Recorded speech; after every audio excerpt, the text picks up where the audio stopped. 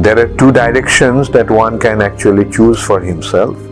One can either go for the material direction or one can go for the spiritual direction. When one goes into the material direction, he becomes degraded. Whereas when one follows the spiritual path, he elevates himself. And that elevation to the spiritual platform leads to the life of bliss, life of happiness, life of joy. The difference between material and spiritual is where we put ourselves in the center, that is material. And when we put Krishna in the center, that is spiritual.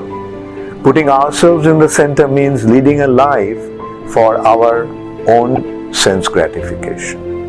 Whereas leading a life, spiritual life, means to assume our actual identity as a servant of Krishna and serve Krishna for his pleasure.